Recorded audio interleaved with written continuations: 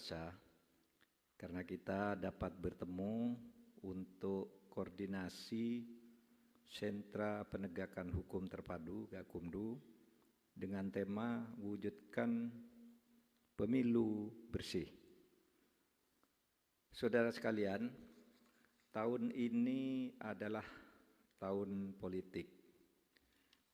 Alhamdulillah pemerintah berhasil memastikan sekurang-kurangnya sampai saat ini, sekurang-kurangnya sampai tahapan ini dan insya Allah sampai tahapan terakhir ke depan, bahwa pemilu tahun 2024 itu jadi dilaksanakan sesuai dengan kalender konstitusi. Jadi tidak ada lagi isu penundaan dan tidak ada lagi isu perpanjangan periode. Karena implikasinya bagi konstitusi akan sangat berat dan bisa menimbulkan kekisruhan di dalam kehidupan politik kita kalau kita tidak bisa memastikan bahwa pemilu akan dilaksanakan dengan sungguh-sungguh dengan yang dijadwalkan.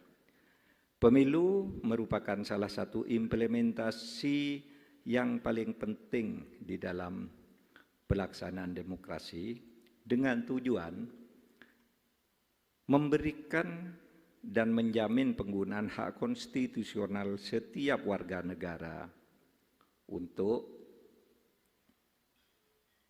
menggunakan hak-haknya di dalam kehidupan bernegara. Yang kedua, untuk itu maka kita harus mengantisipasi agar tidak terjadi pelanggaran-pelanggaran yang bisa membatalkan dan menodai pelaksanaan pemilu. Dan oleh sebab itu antara lain perangkat hukum kita menentukan perlunya ada Gakumdu, penegakan hukum secara terpadu. Saudara, mengapa Gakumdu dan instrumen-instrumen hak hukum yang lain diperlukan di dalam pelaksanaan pemilu? Karena demokrasi itu harus dikawal oleh nomokrasi. Demokrasi itu adalah proses mencari menang, nomokrasi adalah proses mencari benar. Demokrasi itu menang-menangan, nomokrasi itu penegakan kebenaran atas yang menang. Nah, saudara, di dalam konstitusi Republik Indonesia, yaitu Undang-Undang Dasar 1945, begitu penting soal pemilu ini sehingga diatur dengan sekurang-kurangnya di dalam 4 pasal. Pertama, di dalam pasal 22E ayat 1 disebutkan bahwa pemilu harus dilaksanakan secara langsung, umum, bebas, rahasia, ditambah harus jujur dan harus adil. Kemudian, di dalam pasal 22E ayat 5 disebutkan bahwa pemilu diselenggarakan oleh sebuah komisi pemilihan umum yang bersifat nasional, tetap, dan mandiri. Ini yang baru dari konstitusi yang lama. Konstitusi yang lama tidak ada kata pemilu yang luber, jurdil, dulu ada kata luber, langsung, umum, bebas, rahasia, tetapi tidak jujur dan tidak adil. Sehingga sekarang dimasukkan luber itu harus ada di dalam konstitusi dan harus dilaksanakan secara jujur dan adil. Untuk itu, maka dibentuk sebuah komisi pemilihan umum yang itu ada di luar struktur organisasi pemerintahan atau eksekutif yang dipimpin oleh Presiden. Menurut Mahkamah Konstitusi, KPU, tentu dengan lembaga-lembaga yang menyertainya seperti Bawaslu dan DKPP, itu adalah institusi negara di rumpun eksekutif, tetapi bukan bagian dari organisasi eksekutif yang dipimpin oleh Presiden. Jadi jangan salah kalau ada kesalahan dalam pemilu, lalu yang digugat itu KPU, bukan pemerintah. Pemerintah hanya memfasilitasi. Mengapa begitu? Ya, biar KPU-nya independen, tidak seperti dulu menjadi bagian dari kekuatan eksekutif yang dipimpin oleh presiden. Sekarang jalan sendiri, pemerintah tinggal ngongkosi. Bahkan ada di dalam pasal 24C Undang-Undang Dasar 45 tentang adanya Mahkamah Konstitusi. Jika pemilu sudah dilaksanakan, kok masih ada kecurangan tentang hasilnya karena proses yang tidak benar, maka negara menyediakan sebuah mahkamah namanya Mahkamah Konstitusi yang dulu itu tidak pernah ada. Saudara sekalian, beberapa penyakit bagi pemilu yang harus kita antisipasi dari sekarang. Pertama, kemungkinan atau sering terjadinya politik uang. Politik uang yaitu upaya memenangkan pemilu melalui pembelian dukungan. Banyak ada yang borongan melalui botoh-botoh, melalui pejabat-pejabat di desa, di kecamatan, di KPU. Banyak loh di KPU meskipun sudah independen. Karena KPU itu bukan hanya di Jakarta, itu ada sampai ke daerah, bahkan ke tingkat TPS itu sebenarnya orang-orangnya KPU semua. Politik uang sering dibeli lewat mereka. Ada juga yang eceran, yang sering disebut serangan fajar. Saudara, hasil penelitian yang dilakukan oleh KPK yang diumumkan beberapa waktu yang lalu bahwa peningkatan volume terjadinya korupsi itu selalu sejalan dengan pelaksanaan pemilu dan pilkada. Kalau berdasar hasil penelitian itu, misalnya korupsi-korupsi itu terjadi pada tahun 2003 dan 2004, kemudian 2008 dan 2009, itu meninggal pemilu semula yang banyak. 2014, 2018, 2019, dan mudah-mudahan ini menurun tahun 2023 dan 2024. Ini hasil penelitian.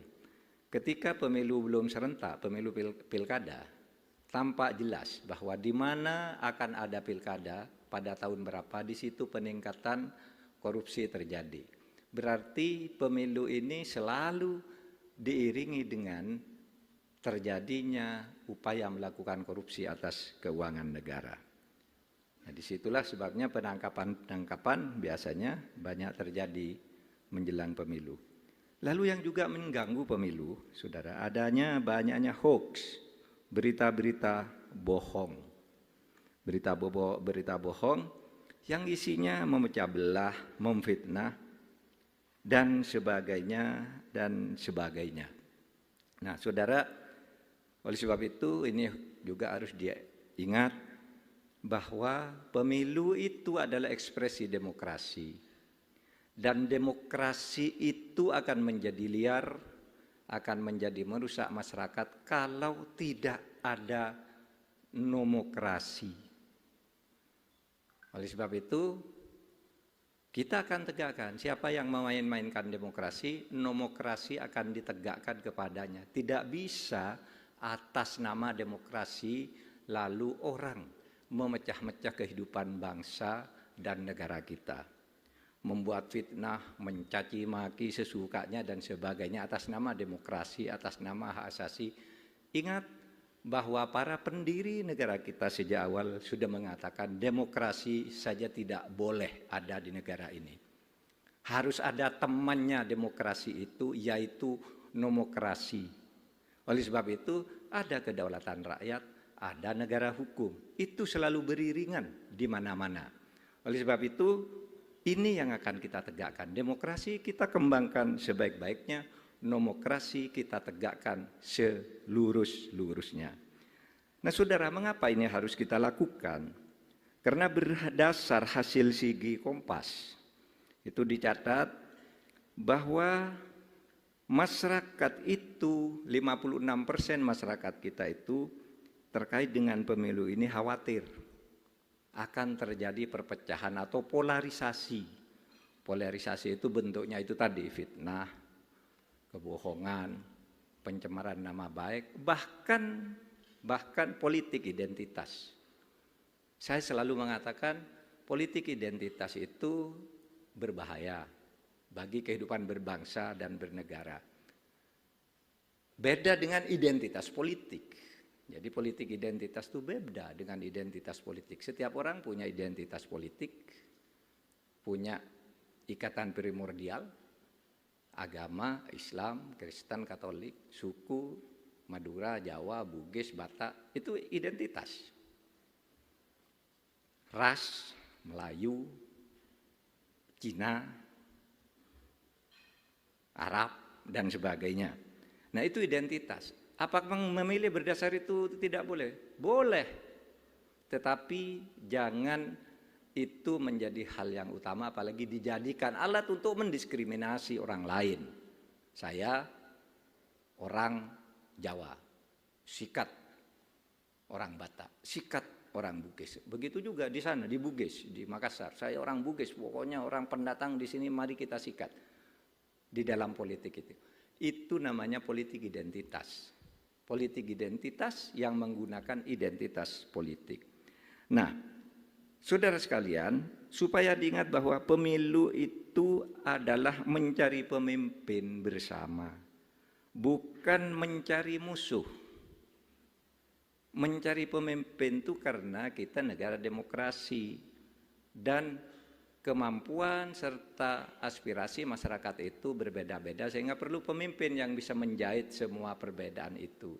Oleh sebab itu, begitu selesai pemilu, selesai. Kita sudah memilih pemimpin, bukan yang tadinya tidak memilih seperti kita lalu dianggap musuh, lalu terus menjadi oposisi yang membelah. Mengontrol boleh, mengkritik itu boleh, tetapi menimbulkan perpecahan yang menaun, memanjang gitu. Dari pemilu sekarang sampai pemilu berikutnya bermusuhan terus, itu tidak boleh. Karena pemilu itu mencari pemimpin yang disepakati bersama. Dan pemimpin itu harus ada, karena kalau negara tidak ada pemimpin, negara itu bubar. Berarti kita mengkhianati para pendiri negara dan mengkhianati perintah konstitusi. Saudara, ingin saya katakan bahwa tidak ada manusia yang sempurna. Semua calon pemimpin yang ada itu kalau dicari baiknya pasti ada, dicari jeleknya pasti ada. Tidak mungkin manusia itu kok ini calon pemimpin yang paling baik memenuhi syarat ini, tidak ada celahnya, tidak mungkin. Atau ini calon pemimpin atau calon wakil rakyat yang sangat jelek, jangan dipilih karena tidak ada baiknya. Semua pemimpin atau manusia itu ada baiknya dan ada jeleknya. Oleh sebab itu kalau misalnya saudara berpikiran, wah calon pemimpin kita ini tidak ada yang baik, semuanya jelek, maka jangan tidak memilih. Pilihlah yang kejelekannya lebih sedikit. Karena pemimpin harus ada. Kalau tidak, saudara sekalian, maka kita sendiri yang akan rugi. Karena ada sebagian orang, seorang filosof mengatakan, filosof politik itu mengatakan begini, pemilu itu bukan mencari pemimpin yang baik. Pemilu itu sulit loh menghadirkan pemimpin yang baik. Tetapi pemilu itu adalah untuk menghalangi orang yang lebih jahat untuk menjadi pemimpin. Jadi agar orang jahat tidak jadi pemimpin, kita ikut pemilih.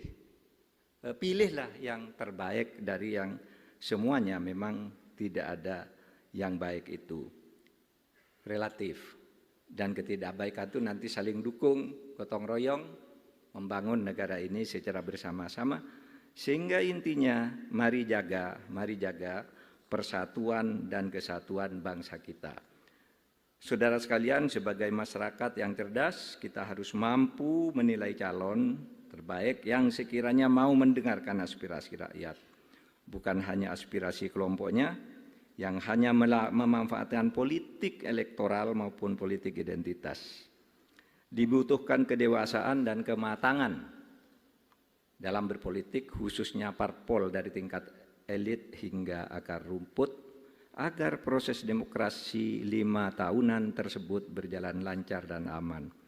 Lingkaran kontestasi yang menuntut biaya tinggi dan mendorong terjadinya tindakan koruptif dapat diputus dengan terus menumbuhkan integritas pada kandidat, parpol peserta pemilu, masyarakat, aparat penegak hukum, termasuk para penyelenggara pemilu, dengan semangat bersama mewujudkan pemilu yang bersih.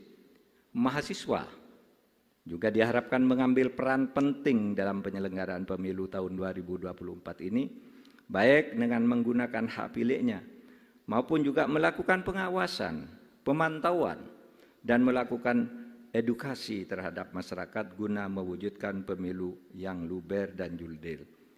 Saya rasa itu yang dapat saya sampaikan pada saat ini. Tekanannya adalah bagaimana menjadikan demokrasi yang instrumen pentingnya di dalam praktek pemilu adalah Gakumdu, itu bisa mengawal perjalanan demokrasi kita dalam bentuk atau implementasi pemilu. Dengan mengucap Bismillahirrahmanirrahim, acara Forum Koordinasi Sentra Gakumdu, wujudkan pemilu bersih, secara resmi dinyatakan dibuka.